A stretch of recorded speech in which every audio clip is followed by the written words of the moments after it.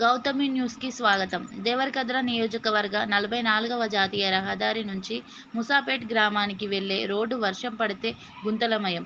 మండల కేంద్రానికి సంబంధించిన ప్రభుత్వ అధికారులు ఇదే దారి నుండి వెళ్లి విధులు నిర్వహిస్తారు. కానీ వారి దృష్టికి ఈ విషయం రాలేదా అని ప్రజలు ఆవేశంతో ప్రశ్నిస్తున్నారు. ప్రత్యేక అధికారి కూడా అనునిత్యం ఇదే రహదారి నుండి రాకపోకలు సాగిస్తుంటారు. ఈ విషయం కనిపించలేదా? లేక కనిపించినా ఎందుకు ప్రజల ప్రాణాలతో ఆటలాడుతున్నారని స్థానిక ప్రజలు మరియు ముసాపేట మండల కేంద్రానికి వచ్చిపోయే ప్రయాణికులు ఆవేదన వ్యక్తం చేస్తున్నారు.